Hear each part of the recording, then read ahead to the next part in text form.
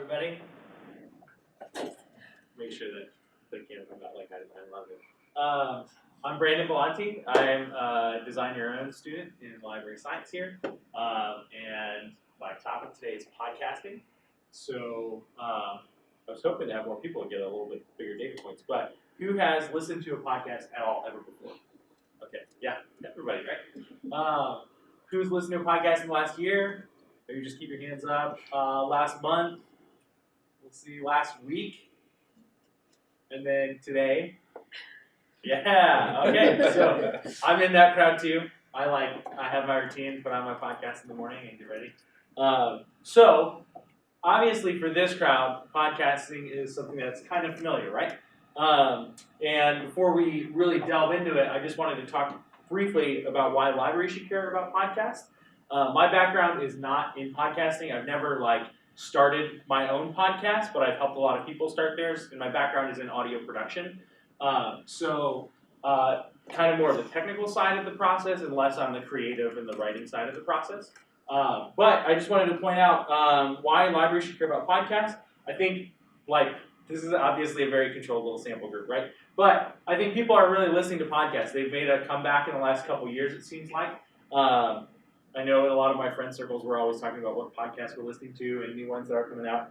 And I think even broader than that, it's part of the general information-seeking behavior of our culture, at least a certain segment of the culture, right? So people are going to podcasts to look either for information or for stories, and this is one way that we, as librarians, can kind of meet their needs. It's a way to go where our users are, in a sense. So specifically thinking about podcasts in libraries, they're a venue to really raise awareness about library resources and services.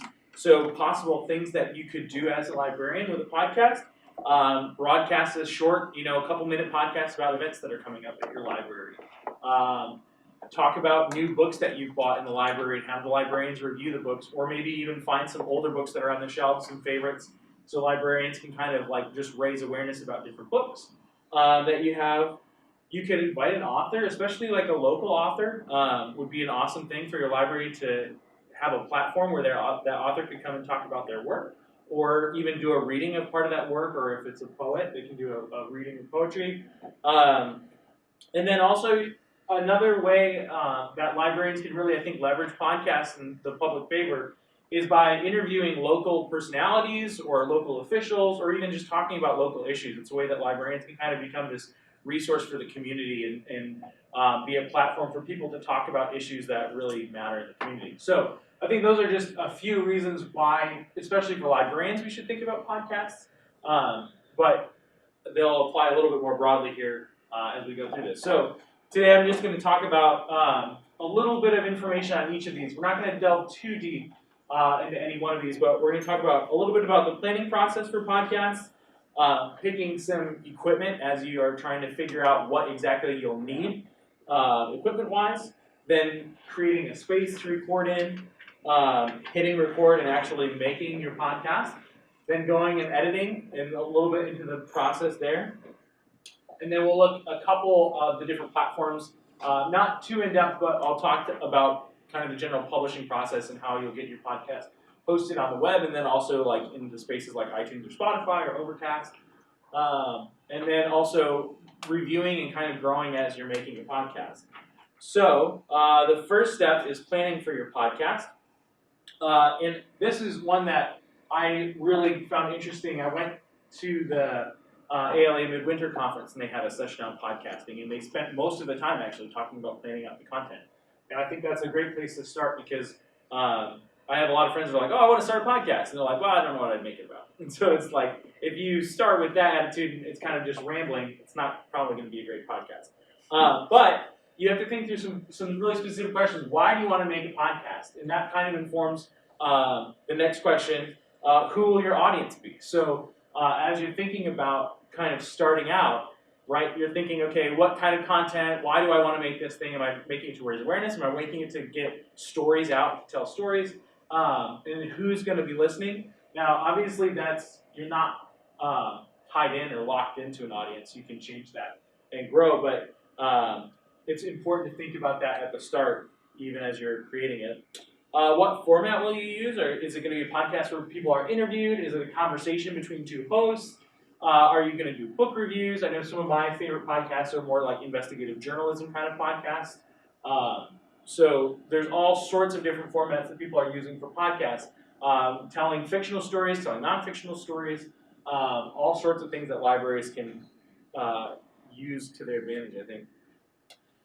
This is an important one, I think. Will your podcast be a set number of episodes or just ongoing? It's also helpful to think if you're going to tell a very specific story, you can think, okay, I'm going to break it into these parts, and you can even plan as you're writing out the script that you're going to say. Or you can just have a podcast that, every couple weeks you review a new book. And so that would be a more ongoing one. You can think about things like episode length is a big thing. Some podcasts that I listen to are like 8 minutes, 10 minutes, 15 minutes, real quick, like news updates or kind of like morning updates. Other ones are 2 hours long, right? And it's a conversation between a few different people. And sometimes the 2-hour ones really drag, and sometimes the 2-hour ones are like, wow, they end 2 hours, and I'm like, I can't believe that went by that fast. So thinking about that is an important part of planning content. And then another big part is how often will you release new episodes? Is it a weekly thing? Is it a monthly thing? I think this is something that's important to kind of nail down and set expectations, because it's easy to get really fired up about making podcasts, release a couple episodes, and then it's kind of done. So thinking about, okay, what's my process of releasing new episodes and planning and editing? Another thing that was helpful to think through is building up a content library before you even release a first episode. Maybe you have 3 or 4 in the works, so that as you give yourself a little bit of buffer time as you're starting to build up and get used to the editing process.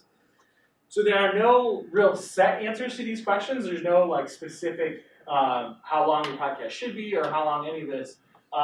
There are no bad reasons for wanting to make a podcast. So these are just things to hopefully help guide your thinking as you're getting started here. I love this quote. If you're not interested in what you're podcasting about, your show's going to tank. So it's not great to just start a podcast because you want to try to be popular or to monetize it. You actually should have an interest in the subject, because that's what people want to hear. They want to hear enthusiasm, right? So getting on, the second step is choosing the right equipment. So this is, I think, really important. So the most basic setup, so if you're going to make a podcast for yourself, maybe for a couple people, all you really need is something to record, a recording device, a microphone, and then a computer. So you have these 3 elements. So something that's going to be able to record, a microphone that actually will pick up the sound, and then a computer to process it and to upload it. Fortunately, computers have microphones, right? They're able to record. So theoretically, you can do this all on your computer. You don't need anything else. It's just your computer.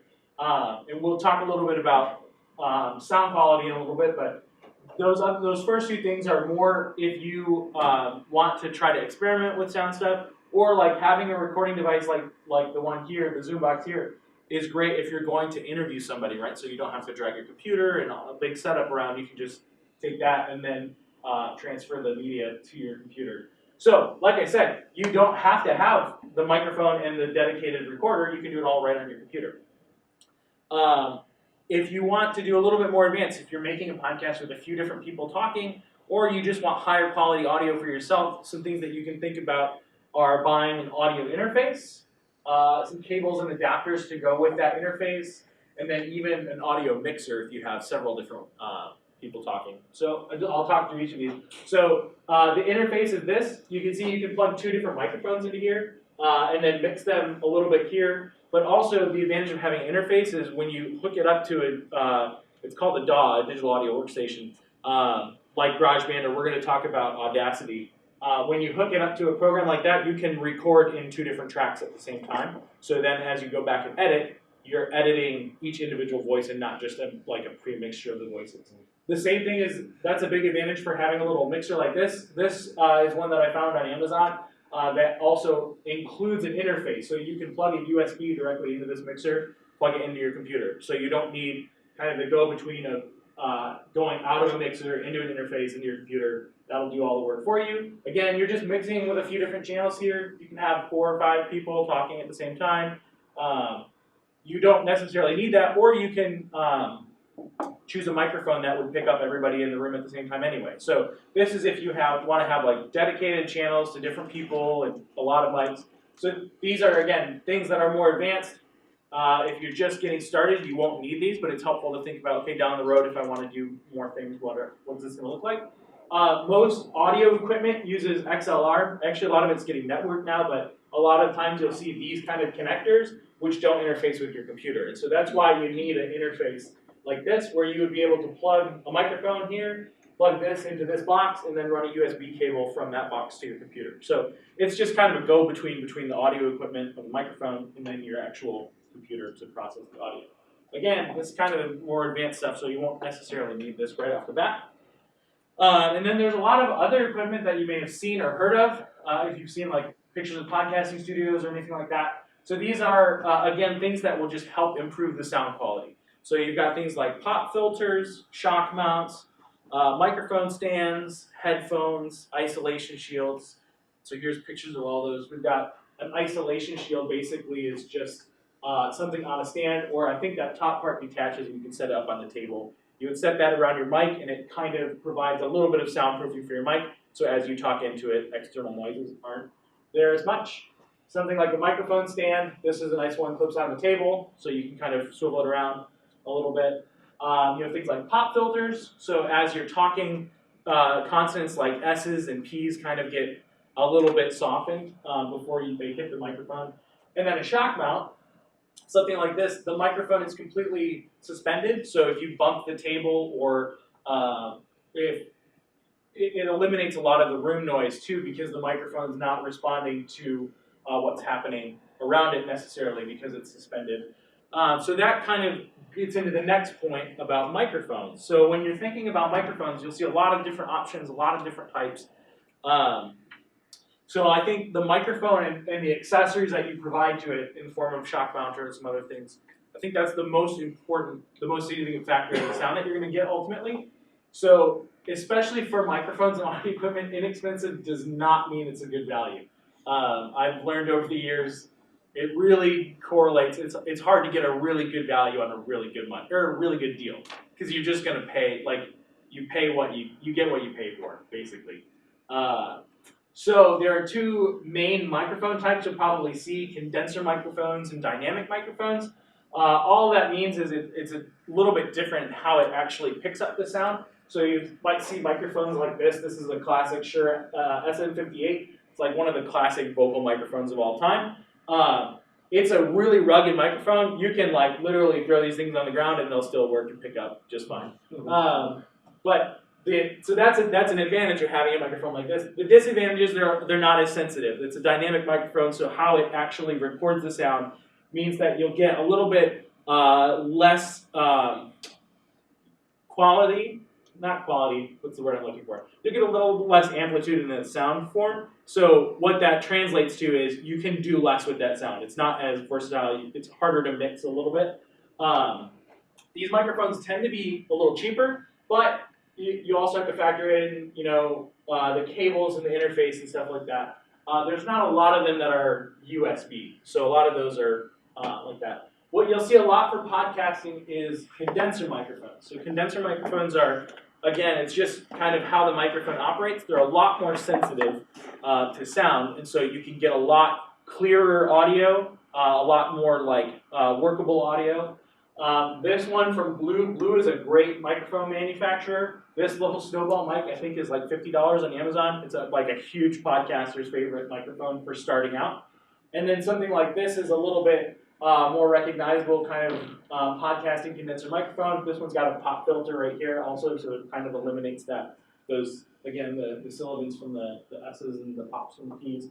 So those are kind of what you're looking for in a microphone. Another thing to consider too, if you're going to have multiple people talking, microphones have unique polar patterns. So like as you're talking into a microphone, it's picking up in different ways. So that first dynamic mic we saw in the last slide is a cardioid microphone. So as you hold it, it's going to pick up sound in a space that kind of looks like this in front of you.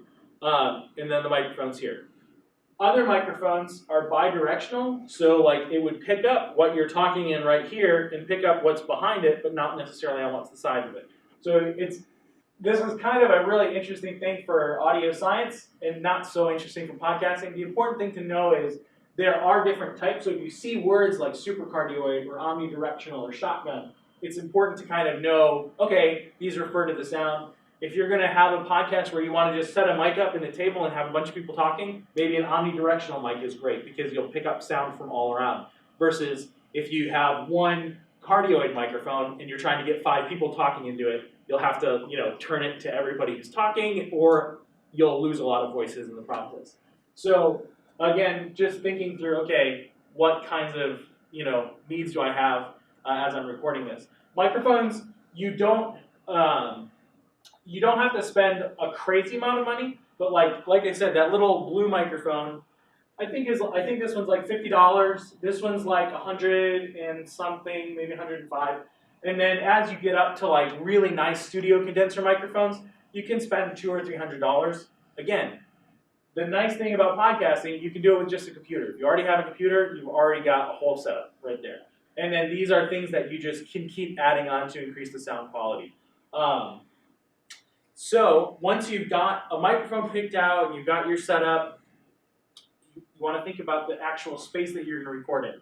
So a big part of podcasting is controlling your environment. If possible, pick a space where you'll not be interrupted. So a lot of the things that you can do in your space and environment will help when you come to editing. So minimizing the noise and distractions when you record now will save you time down the road when you're editing later. You'll have a lot less ambient noise to edit out. If you minimize distractions, hopefully you'll have less pauses or stops as you're going through. So the more time that you can spend ahead of time preparing, the less time you have to spend on the back end, which sometimes is a lot longer. I've found out. If you can spend 5 minutes up front, sometimes that saves you 15 or 20 minutes in the back end. Don't leave anything to chance as much as possible. Plan for things that can go wrong. These are just good project management kind of things in general, right? But I think especially for podcasting, when you're trying to create a product, that's a good strategy is to plan ahead.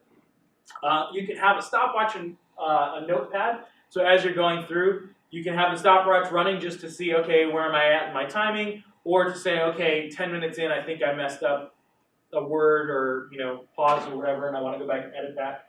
Or to just take notes to kind of direct your thoughts as you're going through. So that's something that's handy to have. Another big one, have a glass of water nearby. You don't have to get up and stop your podcast to go get a drink of water, right? That's always a good thing. It's not the end of the world, but it's always nice to kind of have your setup so you don't have to leave. So then we get into actually recording your show. So don't worry about mistakes. You can edit those out. That's the easiest thing is to get in and edit stuff out. So just keep going. Don't keep starting over and over and over. Just move on. You can make a lot of edits. If you do make a mistake, sometimes pausing for a couple of seconds does make it easier to spot. So if you mess something up, just give it a second, take a breath. That's fine. You're not using up any space, right? Because you can just edit it right back out. So take a deep breath, start over again, and then you'll see on the recording in the waveform, you'll see a little bit of a gap, and say, oh, that's the spot that I took a little break. If you've planned and prepared ahead of time, the recording should be the easiest part of the process. As you're talking to people, hopefully everything else is set up so that you can just enjoy the conversation or enjoy what you've prepared. Some podcasts I know are scripted, some are not. I think it doesn't really matter. The bigger thing is just having a game plan and having kind of at least your thoughts organized. I had a professor that always would say this, and I loved it. You become the stupidest version of yourself when you're talking to a microphone. And I always laughed at that. I was like, oh yeah, that's so true. You wind up just talking and rambling. So have something at least mentally kind of prepared as you're going into it. So then editing process, and I'm going to spend a little bit of time on it now, and then when I'm done with the slides, we'll actually go into Audacity. I've got a few clips to edit and to mess around with so we can see Audacity and how it's working. So going with that, choose an editing software. You can use any audio editing software. I've just listed a couple here that are popular. Audacity is a free and open source one. You can download that on your computers. It's cross-platform, supported for Mac and Linux and Windows. Adobe Audition, part of the Adobe Creative Cloud, It's great if you have access to the Creative Cloud. We do here, so these computers all have Audition on them. But it's a little bit more expensive if you don't have access to the Creative Cloud already. Alitu, this one was interesting. It came up. I took a quick look at it and then didn't spend too much time diving into it. But it's kind of an automated online editor. So you pass it your MP3, and then I don't know if you can choose your own bumper music or if you kind of pick through the platform, but it does the work. It trims your audio, and then it adds in bumper music to the ends, and it kind of is like an automated process. So I think some starting podcasters really like that because it minimizes the editing work for them. And then GarageBand, and I'll be upfront, GarageBand is the one that I'm really familiar with. I'm demonstrating with Audacity, but I really like the way GarageBand functions if you have access to a Mac. The controls seem a little bit more fluid. So that's great if you have access to a Mac. But any one of these will work, and like I said, Audacity is what we're going to be looking at today. There's no real best one, I think. The best one is the one that you understand and can use well. Whatever your workflow is, it's good to, if you're comfortable with the program, that's the one that is right for you. So it doesn't matter, like Audition has a lot of features that Audacity doesn't necessarily have, but if you're not using those features, why spend the extra money? So Audacity is very full force for what we're going to do with it. So then the next step after you've picked an editor is to clean up your audio. So what we're going to do later, you can go in and as you're tracking, you can use markers or labels to kind of flag spots that you want to come back and edit. And then you'll edit out any clicks or pops. We'll demonstrate that in Audacity. There's some really nice tools to kind of just make those disappear. You can adjust the equalization, use presets if possible. Again, planning up front really minimizes this. If you have a really good microphone that picks up really clear voices and you're in a room that's really minimized the amount of noise that's coming into that microphone, then this will be a really breezy process to adjust the EQ. If you have a ton of noise and a cheaper microphone, then it's a little bit harder to get it to sound really good. Then you can add in royalty-free bumper music. Royalty-free is an important word in this sentence. That doesn't mean free music. It just means music that you don't have to pay copyright for. So you may still have to pay for the music up front, but you don't have to pay royalties as you are, if your podcast does become bigger or you have more people listening to it, you don't have to pay royalties for the music. So they are charging a one-time upfront fee. You can produce your own music too if that's your thing, or if you have friends that do that. And there are also free music sites too where people are posting their music just to kind of get publicity and exposure. You can always find those too, but make sure, for copyright issues, make sure you're using royalty-free so that people are getting the money that they've worked for. And then with any of these programs, you just try out different effects and tools and see what they do. It's fun to just mess around and like take a little segment of audio or make a copy of a file and try different effects and see. That's how you learn. I know a lot of podcasts will have effects for either comedic effect or for emphasis. Like a lot of these effects that are in even Audacity are great to just mess around with and learn what they do. So then after that, you want to export your audio. So a lot of hosting platforms will take audio in MP3 or in WAV format. I don't know if there's WAV is more lossless, like it's bigger files though. So you get more sound quality at the expense of bigger files. You can choose either mono or stereo. It's not really that important. Mono kind of like makes your audio into one single track. Stereo keeps it on both sides. If you're doing just straight talking, mono's okay. If you're doing anything with music, you really kind of want stereo, especially if you're bringing in music that is recorded in stereo. And then you'll see when you export, it talks about sample rate. So I just wanted to talk about that for a minute because that's something you'll see, and it's a little bit kind of nebulous. A higher sample rate means you're going to get better sound quality, but it also means you have a larger file size. So something like 96 kilobytes is fine for talking, but not for music. And then something like 128 is better if you use bumper music or sound effects. So this is what I mean by sample rate. When you record audio, you get this wave that represents the sounds. And if you have a low sample rate, that means you're only taking a chunk. Let's say this is every 2 milliseconds. You're taking a sample of where that curve is every 2 milliseconds. So you can see you have fewer actual samples, but they're less clear. Over here, let's say you're taking a sample every 1 millisecond or half a millisecond. You're getting a much closer representation, but you have a lot more samples to deal with. So, for instance, when you make a phone call and you're on hold, telephones have a much lower sample rate. So that's why music sounds absolutely abysmal on a phone. When you're like sitting on hold and it's like, why does this music sound terrible? It's because phones transfer data at a lower sample rate because they can transfer, that's like as much data as they can transfer at a time. Higher sample rates are when you're listening to audio, on a nice set of headphones or in your computer. You generally get a really high sample rate from things like Spotify or iTunes. So that's something to consider when you're doing your podcast.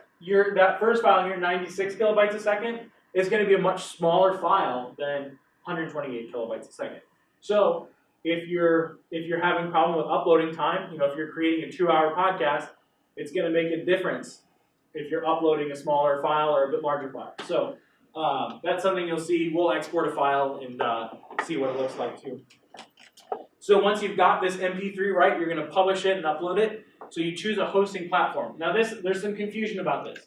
So everybody wants their podcast to iTunes, right? Or to Spotify, or to another app like Overcast or something that's appearing to the App Store.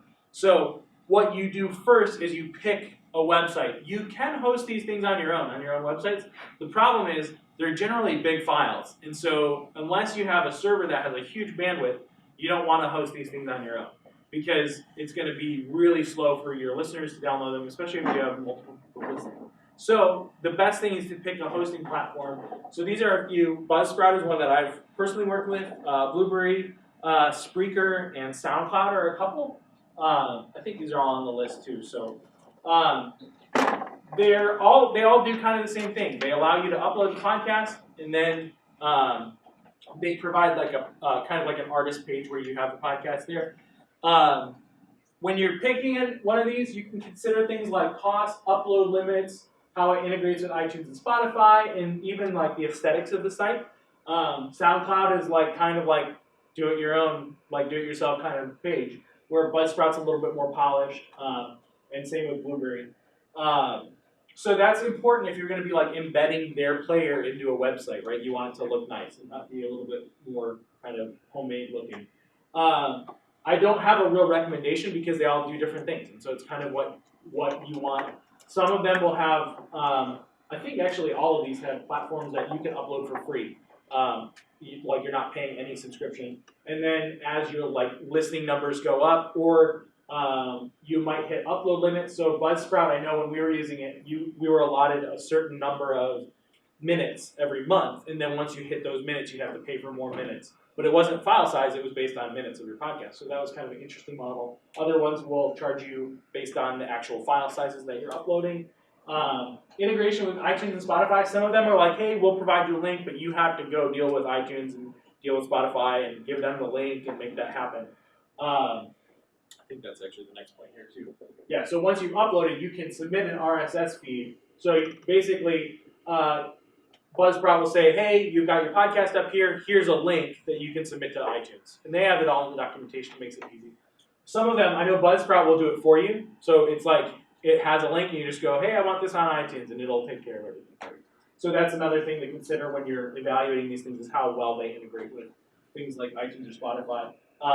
Does anybody use Overcast to listen? Okay, it's another app. It's a good podcasting app. Some apps like that, you can read the documentation. Overcast, as long as it's uploaded to iTunes, it's drawing from the iTunes database. So the big ones to get your podcasts on are iTunes and Spotify, because a lot of the apps will draw from specifically iTunes database. But that's something that your website will be able to take care of for you, especially if you're not doing it on your own. Then the next step after you've kind of got it uploaded and it's published for the world, be a critical listener. I think that's a big part of it. It is terrible listening to your own voice.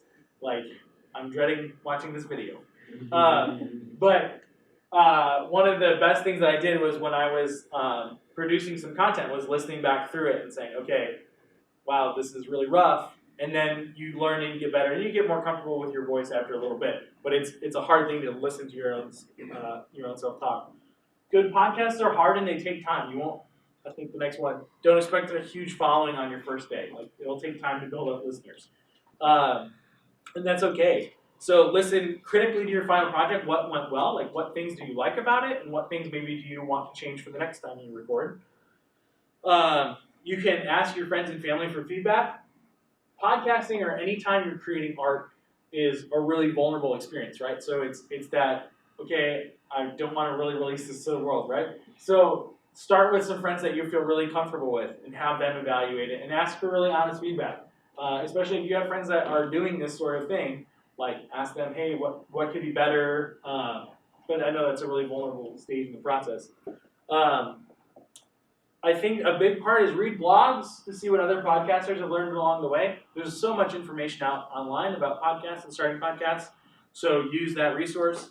And then make mental notes as you listen to other podcasts. See how they're using music or how they're using things like silence or builds. That's a great way to learn and to grow as you're making your own. This was another quote from ALA that I really like. Make one that sounds terrible, and then make one that sounds better. So don't be afraid to produce something that you're not happy with, because that means you have listened critically and that you know the places that you need to grow. So it's just get out there and get in the habit of doing it will help you as you go forward in the long term to create better content. So I think these are all included on your pages. The podcast host and podcast insights are kind of two of those blogs that will help you. They have a lot of resources, picking the right microphone. A lot of the stuff that I've covered here, they have a lot of great posts about it. The Audacity to Podcast is actually a podcast about podcasts, fairly meta. And Buzzsprout actually has a lot of really good tools. I know it's one of those hosting platforms, so it seems to be fairly objective. Obviously, they're going to say at the bottom of their articles, hey, we can help you do this. But it's not just like, here's how you do it on Buzzsprout. Like, they seem to be fairly broad and open-ended with actually doing that. So with that, does anybody have any questions first? Otherwise, we're going to look at Audacity. Kind of hanging on? Yeah. Will we be able to access this presentation? Sure. Yeah, I can. I don't know if we'll make it available through Tech Lab or I can email it to you. But yeah, we can definitely get that out there. Okay, so let's take a quick look at Audacity. Here's the. So this is Audacity. I've already got one open here. I recorded a bunch of these tracks yesterday. Again, I went up to the Media Lab and recorded these because it was a nice quiet space and I was able to really limit what was going on around. I don't know if we're going to be able to hear this because of the we've got a little bit of air circulating in the room. But I wanted to just show you this. I recorded a couple different things here. Here's just my computer mic. Turn this up as high as it can go. Just my computer mic. Oops. As I erase it. Hello and welcome to the COCIS Tech Lab podcast. Okay, so that's without any kind of audio reduction. You can kind of hear Hello and welcome to the COCIS Tech Lab podcast. A little bit of noise in there. And then when I put with some ambient noise reduction, here's the difference. Hello and welcome to the COCIS Tech So Lab podcast. a fair bit of difference. It's cutting the noise quite a bit. What you can't really hear because of the ambient noise we've got going on right now, it really cuts on the noise that's in between when I'm talking, which is great. And then I'll play that one more time, and then I'm going to play using an external microphone. So here's internal. Hello and welcome to the COCIS Tech Lab podcast. Here's external. Hello and welcome to the COCIS Tech Lab podcast. Pretty big difference. So this was like an external mic that's meant for like GoToMeeting kind of stuff. It's not like a really good audio mic, but you can see the microphones really make a big difference there. So you can always try out different microphones and buy one, send it back if you're really unhappy with it. But I think reading reviews is really good, and there's a lot of information on YouTube. You'll have podcasters reviewing all sorts of stuff. So just wanted to point those out with the mics. So then I've recorded a few clips in here. Basically, when you open Audacity, actually, let me just open a fresh one so you can see how it looks like when you open it up. It's going to come up, and it's going to give you some help tips. And then you have a blank project here. So I'm just going to open up my project, and we'll do it with a new track and everything. That error message was I moved the file, and for some reason it wound up with 2 little extra files associated with it. I don't know why. So the way that you add a new track, when you want to start recording, you go up here to tracks and just say add new. You could pick, again, mono or stereo track. I tend to pick everything in stereo just because that's like, my music background is kind of like, oh, no, it's always stereo. But if you're just talking and you want, like again, if you want smaller audio size and a little bit lower sample rate, mono's going to be totally fine. But for now, we're going to do stereo. So it brings up this track at the bottom. So now I've got this blank track. And then I can click around. Right now I've got this selected here. This is kind of like the pointer tool. So I can click anywhere I want, and then I can start recording, and I believe it will start recording from that playhead. But I'm going to go back and say, go all the way back to the start. All of these other tracks right now are grayed out. You can see they're all muted, so I can mute or unmute tracks.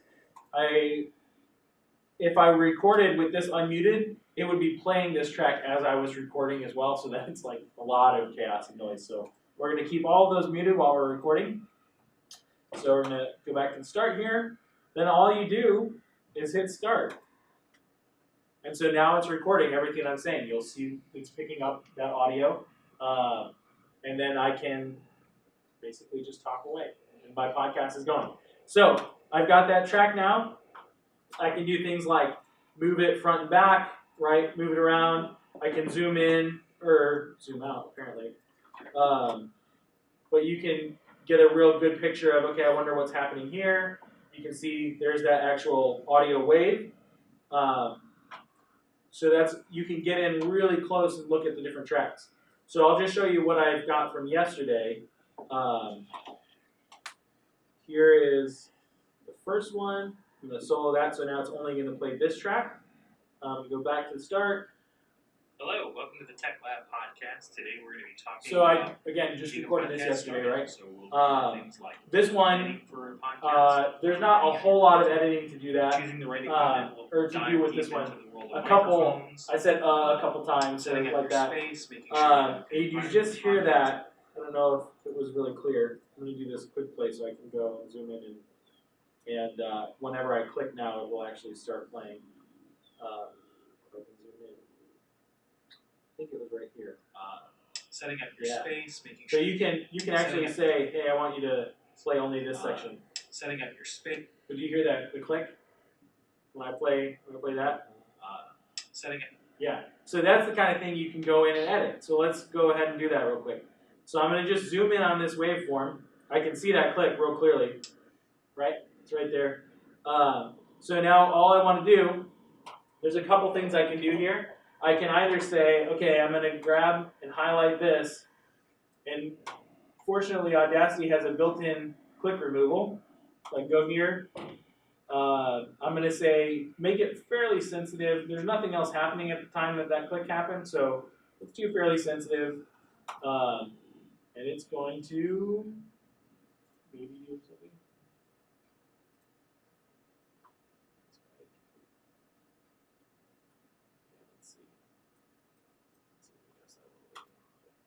Oh, it did. I don't know if you can see it. It did it a little bit.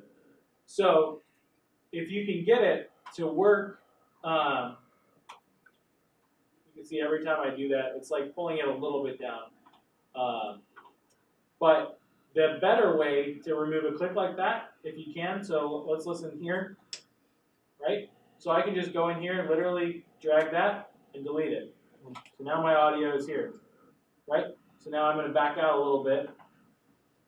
And I've got, here's where it was before. Setting up your space, making sure you have a good environment for podcasting. Sorry, let me go back.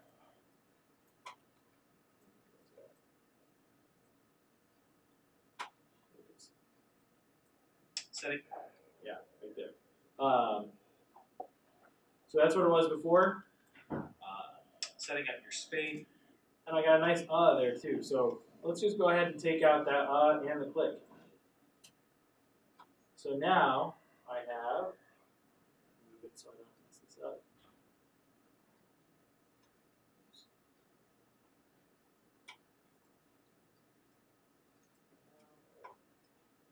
microphones, setting up your space, making sure. Right? So then you can get in there. There's still a little bit of that click. You can hear it. It kind of is a little still there. So then you can play around and keep, taking a little bit out time by time until you get it Setting up your space. where you want it. So that's one thing you can do. Another thing that you can do is, like for instance, here's an audio track. This is just a track that I threw in here. I'm going to solo this, so I'm only hearing this track. And so now it's recording everything I'm saying. You'll see. That's not the audio track. This one is. Right? So I've got an audio track, right? I want to use this as bumper music. So I'm going to say, let's go ahead and just split this. So I can go select and then edit, split. So now I've got 2 tracks instead of 1.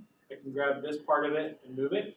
I just split it right in the middle. So I want to use this as bumper music. So I'm going to take this right here. If I go to the beginning here and listen to this first track, I've got a little bit of space. Hello, welcome to the Tech Lab podcast. Today Right? we're going to be. So now, let's say I want to take this and I want this audio here. I'm going to go ahead and delete this track because we're not using it. That's what we just made now. I've got this audio here. I want the music to play and then I want the voice to come in.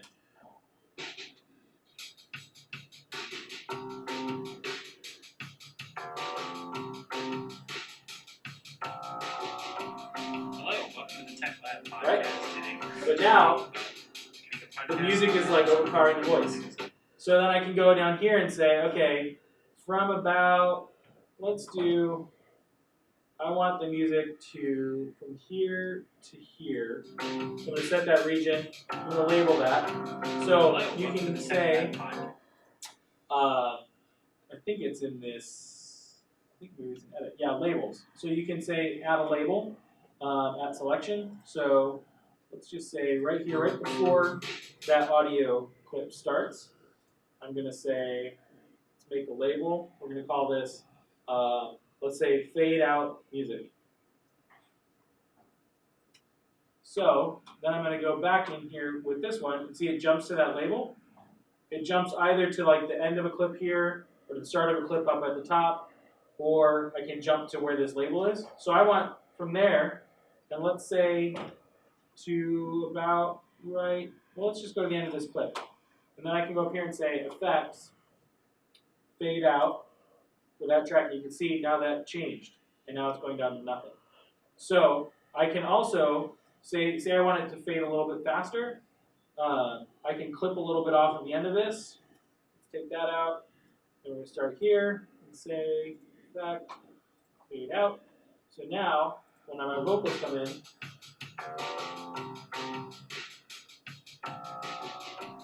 Hello, welcome to the Tech Lab podcast. Today we're going to be talking about getting a podcast started. so now that's fading out. Things Right? like planning for a podcast. So we've got that. Another cool thing you can do, a lot of times in interviews, you'll hear the person will keep talking, right? But then the interviewer will kind of talk over it, and their voice will get quieter, and the interviewer will kind of make a commentary, right? So that's what I've got on this track here. Let's solo this one for a second. So you might be wondering how to add tracks over the top of other tracks. Say, for instance, you're interviewing somebody and you want to make a comment about something that they've said. Nice pop there. This is how you can go ahead and do that. So all I'm going to do, I can just take this track here. Let's say it comes in, we could do another label here, right? We could say, okay, right here is a spot that I want to label. Okay, this is interview comment, right? Then I can back this one up because I've got that label now. I can back it up and it's going to auto align right there. So I can also say for this track here, I'm going to select this, just that track, and then it automatically kind of, see how it maps up here as well? I can see where those boundaries are. So I'm going to say, let's go there to there. Now I'm going to use this effect called auto duck. And I'm going to say I want this first track here to duck down. I think 24 is as much as it's going to go. and I change the maximum pause. I think the maximum pause is default 1, but what winds up happening is that says anytime that this other track is going, for 1 second, like duck the top track under that track for 1 second. So there's a couple pauses in the bottom track that are longer than 1 second. So what's happening is it's like, okay, we're ducked, then it's a second's passed and there's nothing from this other track, so I'm going to come back up. And then it got a little confusing. So I just said, do it for 5 seconds. So as long as there's nothing from this other track for 5 seconds, let's do that. So what happens, you're going to see the waveform up here almost goes away. It actually, what I want to do, no, I do want to do that. I was going to say I might want to start it a little bit before, but I think this will work. So now we're up here. Let's unmute this. Planning. Hello, welcome to the Tech Lab podcast. Today we're going to be talking about getting a podcast started. So we'll cover things like planning for. So you might be wondering how to add tracks over the top of other tracks. Say, for instance, you're interviewing somebody and you track want it continuing underneath it, comment but about you've ducked it something down. This is how you can go ahead and do that in your show, and then some of the Down, editing process and tools. So stuff like that, you can do a little bit of a ducking process there. And then let's say I'm at the end of this, right? I want to bring my music back in. I'm going to start my music just a little bit before the end of this one. And let's say from here to here, I want this music to come back in. So I'm going to say fade in. So it's going to draw up as this one's finishing. And then as we get to the end, I'm looking at that waveform. It looks like it ends strong. So I'm going to just say let it end, and then we'll just fade out to nothing. So now at the end, I'm going to unmute that. Here's where Also, our audio ends. Talk about some of the platforms that are available for publishing your show online, and then just some common tips and tricks as you're getting started. Comes back in, plays out your bumper music, and then we have a podcast. So what we can do now that we've got these things built, we didn't work on this track at all, but I think we're going to be a little close for time. So I'll just export this. So we go up here to File, Export. Let's do it as an MP3. And again, it's going to bring in, if you're doing a lot through here, the nice thing is you can do some templates for naming stuff. But right now we want MP3. I changed the quality yesterday to extreme just to see what happens. But again, here it's looking like they're not even giving us an option for that 96 kilobytes a second, right? They're jumping and saying, okay, you want it to be pretty good audio quality. So let's just say standard. That's looking like it's fine for what we're going to do. We're going to say stereo, and we're going to save that. It says it will be mixed down, exported as one file. That's fine. It brings up this metadata tags. Librarians, we love metadata, right? So you can put in artist name, the track title. I actually saved this as a template yesterday, so I wouldn't have to fill it in today. But you can load from different templates that you have saved. I don't know why you want to do that. But yeah, I think I saved it right here. It's an XML file template, so you can just bring all this information in, say OK. It's exporting it to the desktop. So now I have my podcast file. So that's going to start with music, and then at some point, the music is going to fade, the voice is going to come in. Hello, welcome to the Tech Lab There we go. podcast. Right. Today we're going to be talking about getting a so podcast started. So we'll cover things then the like interview is going to come planning. on, So right? you might be We'll wondering drop how down. to add tracks over the top of other tracks. Say, for instance, you're interviewing somebody and you want to So that continues for a little bit, I think. And then online, and then just some common and tips we and put tricks. the music back up at the end.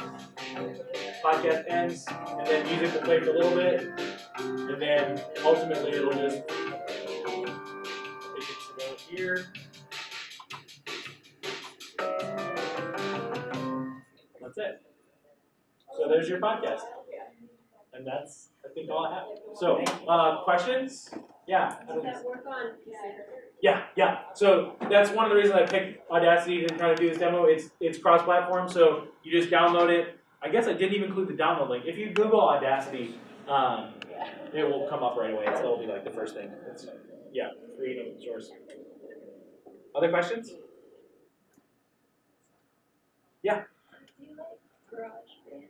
Yeah, so GarageBand is what I'm most familiar with, and I really like the workflow in GarageBand. It's easy to click around. GarageBand, I'm guessing there's a way to do it in Audacity, but I couldn't figure it out very easily. GarageBand lets you have another volume track, so when you're doing things like ducking, you can really easily say, okay, start here, then drop the audio to this level, and then bring it back up here. Audacity, every edit that you make is actually changing the waveform itself. Whereas GarageBand, if you're doing some of the editing, and I think Audition probably is the same way, if you're doing the editing, you're not actually changing the waveform, you're just changing the processing of the waveform. So like you saw when I did the duck in this top track here, it actually literally squashed that whole track down. So if I want to go back and do something else with that track now, I kind of can't because it's all squashed down. So if you have a program like Audition or GarageBand, you have a little bit more flexibility with going back and changing stuff afterwards. But again, this is a nice program because it's free and it's really well documented and supported. So yeah. What if you're not in the same room as the person who you want to podcast? So you can, anytime you have audio, sorry, I probably should have showed this too.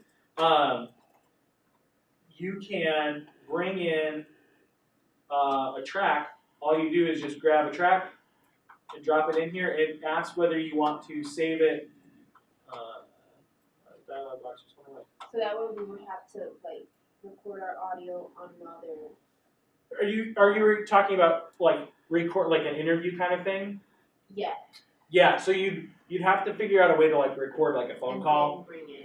And then bring it in, or yeah. So you could have a Skype call and be recording that way, or you could feasibly have a phone recording app or something and record as you're talking. But it's not really easy to make two things like that. Yeah. You could do it for sure, but I think you'd have to get the audio from another app and then import it to something like Audacity. Heard of some people who use Google Hangouts. Yeah. And then brought in the audio and edited. Yep.